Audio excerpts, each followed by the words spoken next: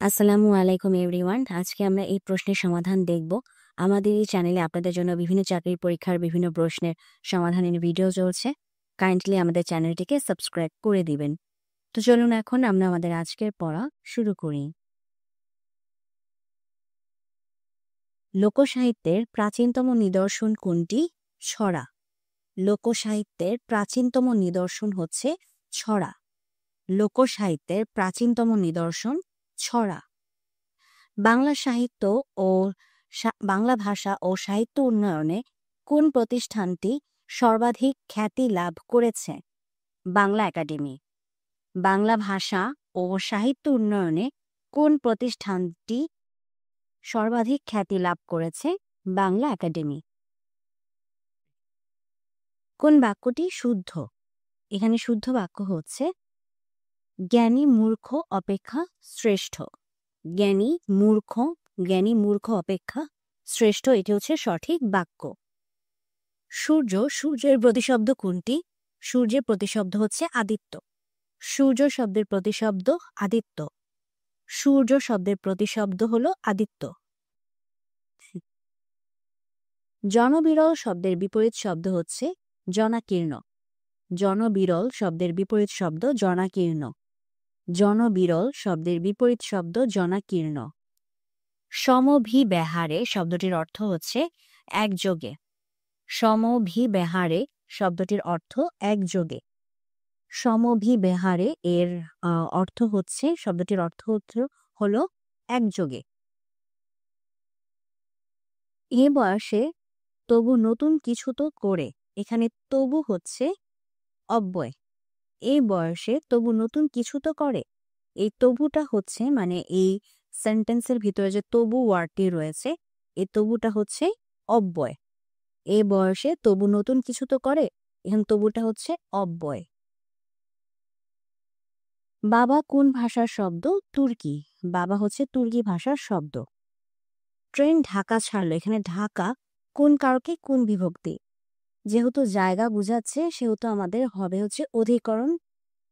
কারণ কারক হওয়ার কথা ছিল যদি মানে ট্রেনটি হচ্ছে কি যদি ঢাকায় থাকতো, মানে ট্রেনটি যদি ঢাকাতে অবস্থান করত তাহলে হচ্ছে আমাদের অধিকরণ কারক হইতো। বাট যেহেতু ঢাকা ছাড়লো বলছে, মানে ওই স্থানটা ত্যাগ করার কথা বলছে, এই জন্য এটা অপাদান কারক। তদ্ধিত প্রত্যয় কোন প্রকৃতির সাথে যুক্ত হয়? নাম প্রকৃতি। তদ্ধিত প্রত্যয় কোন প্রকৃতির সাথে যুক্ত হয়? নাম প্রকৃতি। তদ্ধিত প্রত্যয় কোন প্রকৃতির সাথে যুক্ত হয়? নাম প্রকৃতি। What is the antonym of the word quell? QUELL।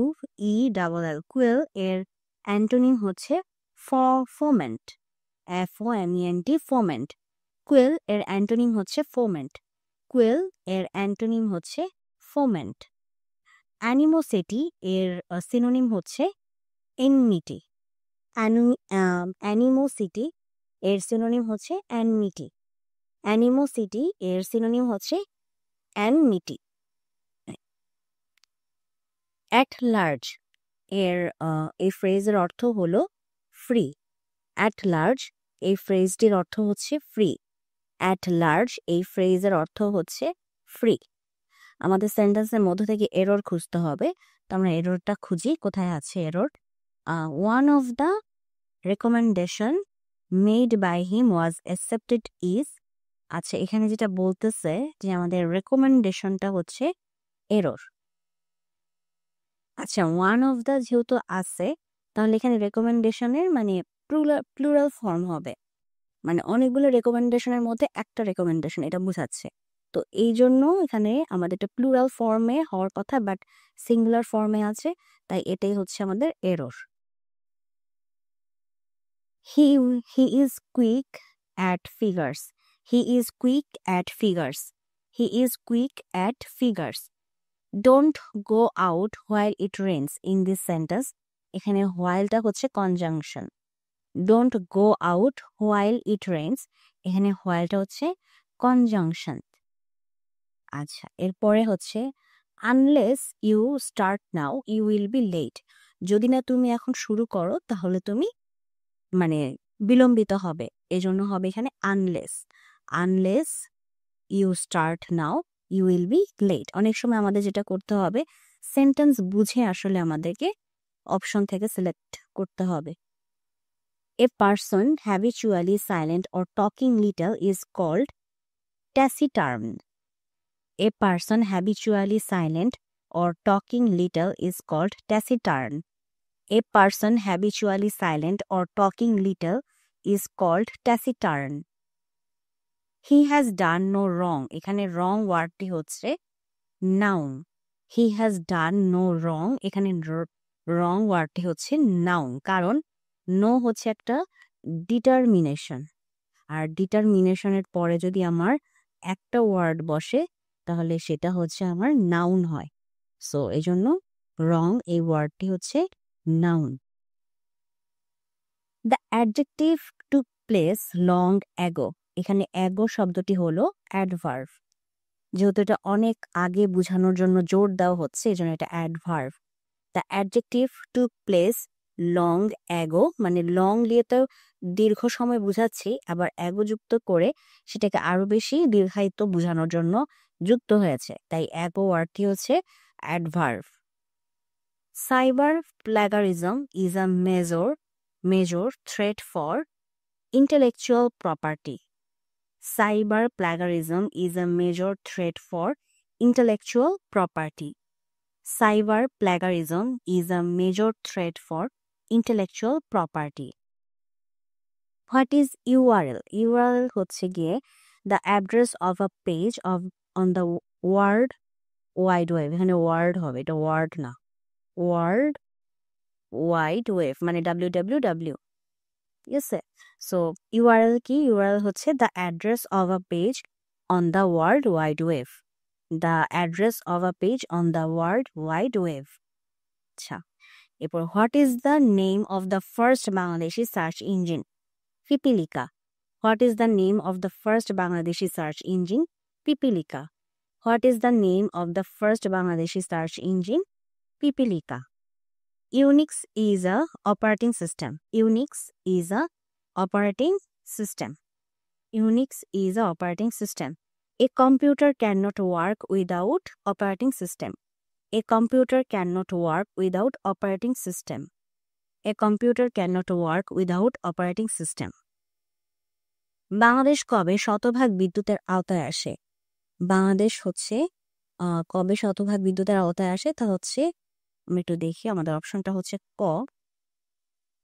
21শে March 2022 সালে। বাংলাদেশ কবে শতভাগ বিদ্যুতের আওতায় আসে?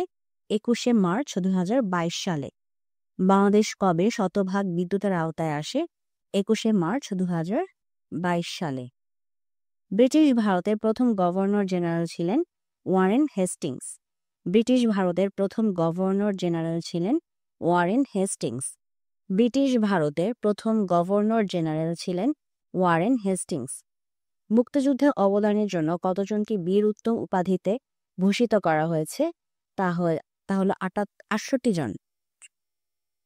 মুক্তিযুদ্ধে অবদানের জন্য কতজনকে বীর উত্তম উপাধিতে ভূষিত করা হয়? 68 জন। মুক্তিযুদ্ধে অবদানের জন্য কতজনকে বীর উত্তম উপাধিতে ভূষিত করা হয়? 68 জন। বীরশ্রেষ্ঠ মোস্তফা কামাল কত নং সেক্টরে যুদ্ধ করেন? 2 নং। বীরশ্রেষ্ঠ মোস্তফা কামাল কত নং সেক্টরে যুদ্ধ করেন? 2 নং। বীরশ্রেষ্ঠ মোস্তফা কামাল কত নং সেক্টরে যুদ্ধ করেন? 2 নং। অগ্নিস্বর, কানাইবাসী, মোহনবাসী ও বীর জবা কি জাতীয় ফলের নাম? কলা। অগ্নিস্বর, কানাইবাসী, মোহনবাসী ও বীর জবা কি জাতীয় ফলের নাম? কলা। অগ্নিস্বর, কানাইবাসী, মোহনবাসী ও বীর জবা কি জাতীয় ফলের নাম? কলা। রিবন রেটিং কি? রিবন রেটিং হচ্ছে পাট পচানোর পদ্ধতি। রিবন রেটিং হলো পাট পচানোর পদ্ধতি। রিবন রেটিং হচ্ছে পাট পচানোর পদ্ধতি। স্বাধীন ফিলিস্তিন রাষ্ট্রকে সর্বপ্রথম কোন দেশ স্বীকৃতি দান করে? আলজেরিয়া। স্বাধীন ফিলিস্তিন রাষ্ট্রকে সর্বপ্রথম কোন দেশ স্বীকৃতি দান করে? আলজেরিয়া। স্বাধীন ফিলিস্তিন রাষ্ট্রকে সর্বপ্রথম কোন দেশ স্বীকৃতি দান করে? আলজেরিয়া। বর্তমান বিশ্বে নিউ সিল্ক রোড এর প্রবক্তা কোন দেশ? চীন। বর্তমান বিশ্বে নিউ সিল্ক রোড এর প্রবক্তা কোন দেশ? চীন। বর্তমান বিশ্বে নিউ সিল্ক রোড এর প্রবক্তা কোন দেশ? তা হচ্ছে চীন। হাওয়াই যে রাষ্ট্রের অংশ তা হচ্ছে যুক্তরাষ্ট্র। হাওয়াই যে রাষ্ট্রের অংশ যুক্তরাষ্ট্র। হাওয়াই যে রাষ্ট্রের অংশ যুক্তরাষ্ট্র। পৃথিবীর গভীরতম স্থান কোন মহাসাগরে অবস্থিত?